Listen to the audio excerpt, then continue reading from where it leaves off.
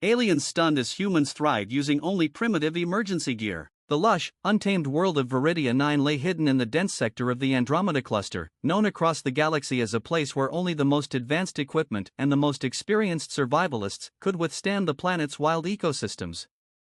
It was here that an unexpected incident left a group of humans stranded, without any advanced technology to aid them. Aboard the Xyrian Observer, a high-tech observation vessel manned by Xyrix scientists, head researcher Dr. Coulter monitored the planet's surface anxiously. The Xyrix were an advanced insectoid species known for their extreme caution and reliance on cutting-edge technology to ensure safety. The humans, en route to the intergalactic research outpost, had crash-landed during a rare electromagnetic storm, one that scrambled even the best tech the Xyrix could offer. All that was left were basic, outdated emergency kits containing only a few primitive supplies. Dr. Coulter's multifaceted eyes widened in horror as he scanned the remains of the humans' wreckage. "Do they even have atmospheric shields?" he muttered to his assistant, Vrel, whose smaller frame shuddered at the suggestion. Vrel examined the live feed, where the human crew was seen calmly assessing their situation. "They don't even have power cells." "Only primitive tools and packaged nutrients," he stammered. "How do they plan to survive?" Dr. Coulter shook his head in disbelief. "I don't know, Vrel, but I imagine we'll be observing the end of this new species soon enough." On the surface of Viridia 9, Captain Elena Torres and her crew of 4 emerged from the wreckage, bruised but undeterred. The air was thick with the scent of alien flora, and a green mist hung low to the ground, casting an ominous glow over the landscape.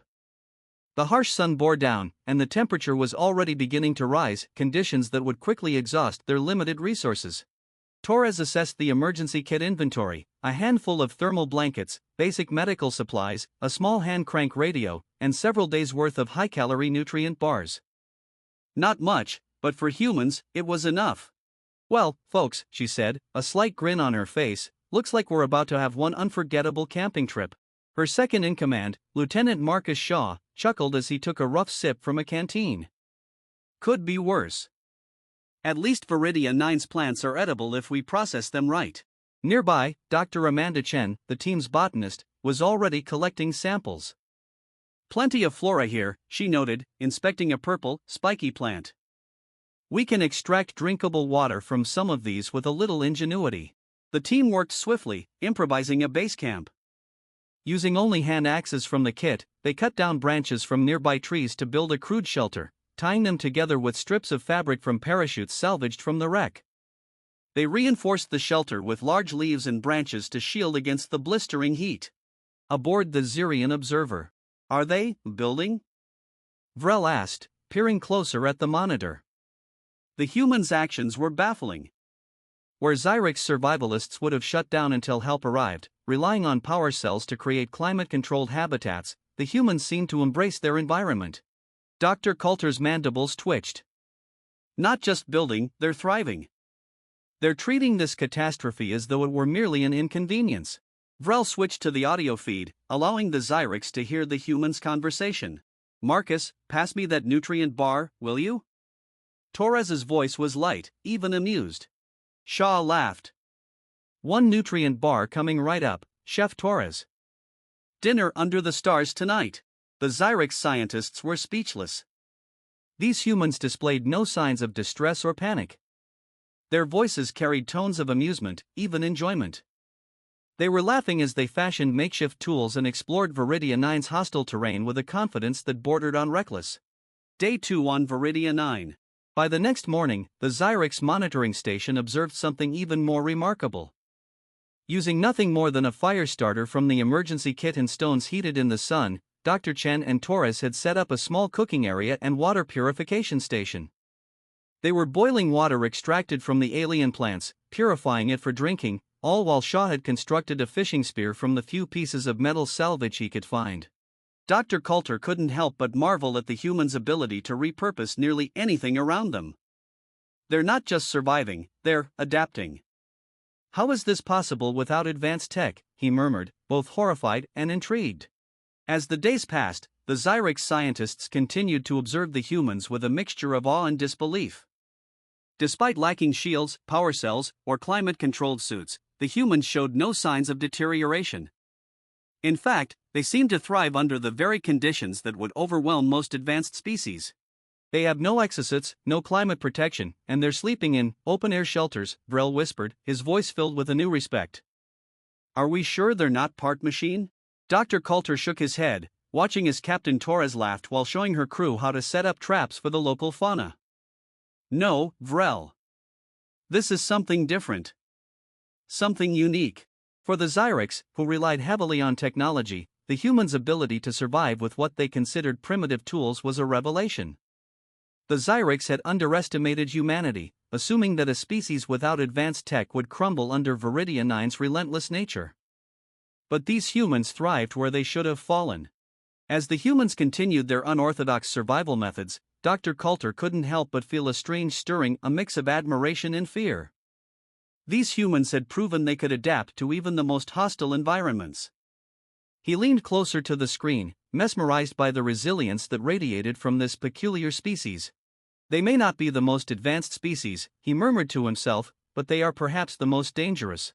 Unbreakable resolve. On the fourth day, the Zyrex scientists observed something truly astonishing. Despite Viridia 9's relentless conditions, intense daytime heat, freezing nights, and aggressive wildlife, the humans had not only adapted but had developed a system for daily survival. The crew had transformed their camp into something resembling a small, functioning village. They had set up a water filtration system using hollowed-out logs, layered with sand, charcoal, and local plants to purify the muddy water from a nearby spring. They fashioned tools out of stone and bone, using sharpened rocks for hunting and defense. Somehow, they'd even rigged up a rudimentary alarm system by tying vines to loose branches around the perimeter. In the middle of it all, Captain Elena Torres worked tirelessly with her crew, reinforcing their base with new defenses and keeping morale high. Dr. Coulter watched as the humans laughed, joked, and carried on as if they were on a camping trip rather than stranded on a hostile alien planet. Observation deck, Zirian observer. The Zyrex researchers were baffled, their rigid reliance on technology shaken by the humans' adaptability. Dr. Coulter paced back and forth, a sense of bewildered admiration growing with each passing hour. Look at them, Vrel whispered, wide-eyed, as he adjusted the video feed to zoom in on the humans' camp. They're laughing, they've made themselves comfortable. Dr. Coulter stared, his mandibles clicking in contemplation. Primitive tools, they're surviving on primitive tools. Vrel shook his head, trying to process what he was seeing. I don't understand, Dr. Coulter. They don't seem to need technology to feel secure. In fact, they seem happy. As the researchers watched, the humans engaged in a daily ritual of sorts. Each morning, Torres gathered her team around a fire, where they discussed strategies, shared jokes, and took turns assigning each other new tasks for the day. Dr. Coulter found himself both fascinated and unsettled by their unusual calm. Most species would be on the verge of collapse by now, he murmured, almost to himself. These humans are thriving. It's as if hardship is simply normal to them. On the surface of Viridia 9. In the cool twilight, Captain Torres sat with her team around a small fire. The day had been a success. They had managed to capture enough food, purified more water, and reinforced their shelter to keep out the increasingly curious wildlife. Dr. Chen and Shaw were working on a rudimentary map of the area, marking edible plants and dangerous creatures. Well, looks like we're making ourselves right at home, Shaw said, stretching his arms with a satisfied sigh. Torres smiled, poking the fire with a stick. You know, it's funny, the Zyrex must be watching us right now, wondering how we're managing without any advanced tech. Dr. Chen chuckled. They probably think we're mad, sleeping under the stars with nothing but a fire for warmth. Shaw looked up at the night sky, filled with strange constellations. You know what's even crazier? I'm starting to think I might actually miss this place once we're rescued. The others laughed, but Torres could see the truth in his words. Human resilience wasn't just about survival, it was about finding meaning, even joy, in the struggle. Aboard the Zirian Observer. The next morning, Dr. Coulter was reviewing data on Viridia 9's ecosystem when a red alert flashed across the console. Alert! Predator detected near human camp, Vrel reported, his voice filled with urgency. The holographic display showed a massive creature, lumbering through the dense jungle toward the humans' camp. It was a Greylox, a territorial beast with scaly armor, massive claws, and rows of razor-sharp teeth, one of Viridia 9's deadliest predators. The Zyrex team watched, horrified, as the Greylocks drew closer to the human camp, its low growls echoing through the feed. Dr. Coulter leaned forward, heart pounding, half expecting the humans to abandon their makeshift village and run. To his astonishment, they did not flee. Instead, Captain Torres rallied her crew with a calm that sent a chill through the Zyrex researchers. Torres whispered instructions, her voice steady as she pointed to Shaw and Dr. Chun, assigning them positions. The humans armed themselves with their crude spears and rocks, forming a defensive line as the Greylocks charged. A fight for survival. The Greylocks barreled into the clearing, its heavy steps shaking the ground. It let out a deafening roar, but Torres and her crew held their ground. Torres issued orders with quick, precise movements. At her signal, Shaw darted to the left, drawing the creature's attention while Torres threw a flaming branch at its face, temporarily blinding it. Using the distraction, Chen and another crew member flanked the creature, jabbing at its legs with their makeshift spears. The Greylocks snarled in pain, swiping its massive claws, but the humans dodged with practiced ease. Moving as one.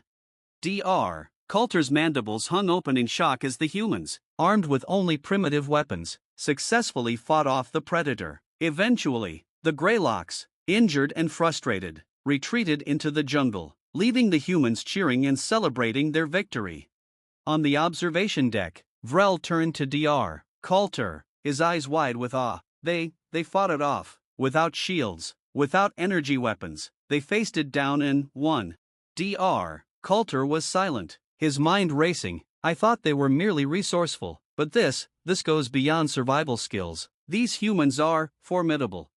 After the encounter, back at the camp, Captain Torres checked on her team, ensuring no one was hurt. Despite the close call, spirits were high. Shaw laughed as he examined the broken spear he'd used to fend off the Greylocks. Who knew a stick would work against that monster? He joked, eliciting more laughter from the crew. Dr. Chen patted his shoulder. Well, if we ever get back to Earth, remind me to tell everyone you fought off a space monster with a tree branch. As they shared stories and laughter by the fire, Torres glanced up at the sky, knowing that somewhere out there, the Zyrex were watching. She smiled to herself, wondering what they must think of humans after witnessing the day's events. Aboard the Zirian Observer, Dr. Coulter sat in silence, replaying the footage of the encounter over and over. Each time, he noticed more details: the humans' unspoken coordination, their calm in the face of danger, their willingness to risk everything for each other. His perception of humans was changing, shifting from seeing them as primitive to something else entirely, something he couldn't quite define. Vrel turned to him, breaking the silence. Do you think they know we're watching? Dr. Coulter nodded slowly. Perhaps, but I suspect it doesn't matter to them. They survive not to impress others, but because it is simply what they do. First contact. In the days following the Greylocks encounter, a sense of urgency rippled through the Zirian Observer. Dr. Coulter and his team observed every move of the human crew with a heightened sense of respect. Humans, it seemed, possessed an indefinable quality, a determination that defied all expectations. Driven by curiosity, Dr. Coulter made a decision that went against standard protocol. He ordered his team to establish a direct link with the humans. It was an unprecedented move. The Zyrex typically avoided direct contact with unadvanced species. But this was different. These humans weren't merely surviving, they were flourishing in a way that bordered on the impossible. As the Zyrex crew readied the transmission equipment, Vrel voiced his concern. Dr. Coulter, are you certain about this? They might see us as intruders. We could jeopardize the observation project. Coulter's eyes gleamed with excitement. These humans are unlike any species we've encountered, Vrel. They thrive on adversity. This is our chance to understand what makes them resilient. On the surface of Viridia 9, the humans were midway through their morning routine when a soft, high-pitched hum echoed through the clearing. The crew turned to see a small, silver probe descending from the sky, its sleek, insect-like legs delicately touching down on the mossy ground. A red light on the probe blinked, and the Zyrex insignia projected into the air. Captain Torres stepped forward, her hand hovering near the improvised blade at her waist, her eyes narrowing as the probe emitted a series of holographic shapes that slowly morphed into words. Greetings, humans of Earth. We are the Zyrex. We have been observing your remarkable survival on Viridia 9 and wish to communicate. If you are open to it, we will answer any questions and provide assistance. Torres glanced at her crew, then nodded, addressing the probe directly. We're listening, Zyrex. I take it you've been watching us for some time? The probe's light flickered as it relayed her message back to the Xyrian observer. Within moments, Dr. Coulter's response echoed through the clearing. Yes, Captain Torres. Your ability to survive with minimal technology is intriguing. Our species relies on advanced technology to withstand such environments, yet you humans seem to thrive. We wish to understand this resilience. Torres exchanged a wry smile with her crew before replying. Well, Doc, it's not exactly something we can just teach you in a day. You could say it's part of our nature to adapt. Aboard the Xyrian observer. Coulter's mandibles clicked in excitement as he analyzed Torres's words. Adaptation, he muttered. It's as though they perceive hardship not as a threat, but as an opportunity. The Zyrex had long believed that true survival relied on the advancement of protective technologies. Yet here were these humans, overcoming seemingly insurmountable challenges without relying on shields, energy weapons, or even atmospheric controls. Coulter's curiosity grew with every exchange. Captain Torres, he continued, may we inquire, what drives you to remain so calm, even when survival seems uncertain? On Viridia 9. Torres considered the question, her eyes taking in the dense jungle, her team, and the alien probe hovering in front of her. It's a good question, Dr. Coulter. I think, for humans, survival has always been about more than just staying alive. We push ourselves, find ways to turn challenges into strengths. Maybe it's our stubbornness, but humans have a habit of thriving where we shouldn't. Lieutenant Shaw added, we're used to adversity. Earth itself is a hard place to live, but that's part of what's shaped us. We learn to fight, to find shelter in storms, to hunt for food even when it seemed impossible. It's in our history. Dr. Chen chimed in, we're not afraid to fail, either. Sometimes, we even joke about it. It's how we cope. Struggle builds resilience. The probe remained silent for a moment as the Zyrex processed their words. Aboard the Xyrian observer. Coulter sat back, stunned. Struggle as strength, failure as a way to grow? These were ideas almost incomprehensible to the Zyrex, whose society valued only success, and who avoided hardship through strict reliance on technology. The human's words illuminated a perspective Coulter had never considered. This resilience, it's not just physical, Coulter murmured to Vrel. It's woven into their psychology, their very culture. It's an ethos of growth through adversity. Vrel nodded, a strange admiration growing in his voice. Perhaps it's why they laughed, even when facing the Greylocks. They see hardship as part of existence, not something to fear. Coulter turned back to the probe's communication system. Captain Torres, it appears your species possesses something truly unique, an ability to evolve mentally and physically. This adaptability, it's remarkable. On Viridia 9. Torres smiled. Thank you, Dr. Coulter. But you don't need to be remarkable to be resilient. You just need the will to survive and the creativity to use what you have. Humanity's strength comes from understanding that sometimes, the only way out is through. For the Zyrex, this was a profound revelation.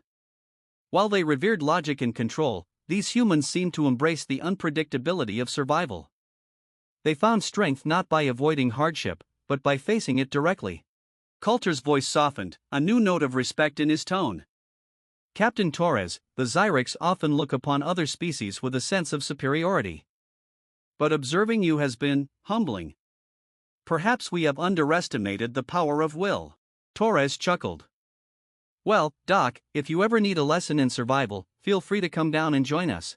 A new understanding. The following days saw a change in the Zyrex approach. Instead of remaining distant, Dr. Coulter and his team began assisting the humans, offering insights on Viridia 9's plant life and warning them of nearby hazards. In return, the humans shared their knowledge of improvisation, teaching the Zyrex simple techniques that could be used when technology failed. The exchange grew into something far more meaningful than either side had anticipated. The humans' resourcefulness and humor began to influence the Zyrex, who in turn shared their scientific knowledge, providing tools to enhance the humans' makeshift technology. Dr. Coulter's report to his superiors was unprecedented in Zyrex history. He wrote about a species that had shattered the Zyrex' long-standing beliefs about survival, resilience, and strength. He spoke of humans as a species that, rather than relying solely on technological advancement, embraced challenges head-on and found joy in overcoming them. Epilogue: a lasting impact. Months later, the humans were finally rescued, their presence on Viridia 9 now part of Zyrex legend. The crew of the Xerian Observer watched as the human team departed, leaving behind a legacy that would shape Zyrex culture. Back on their homeworld, the Zyrex began introducing new survival protocols, integrating the lessons learned from the humans. They began training in improvisation, exploring resilience without reliance on technology, and even studying the psychological benefits of humor in high-stress situations. And so, the humans' impact spread across the galaxy, a small team of stranded explorers transforming the perspectives of an entire civilization. The Zyrex, once reliant on technology alone, now saw strength in adaptability, resilience, and courage, the very qualities that made humanity remarkable. As the Xerian Observer left Viridia 9, Dr. Coulter could only marvel at the species that had redefined the very nature of survival.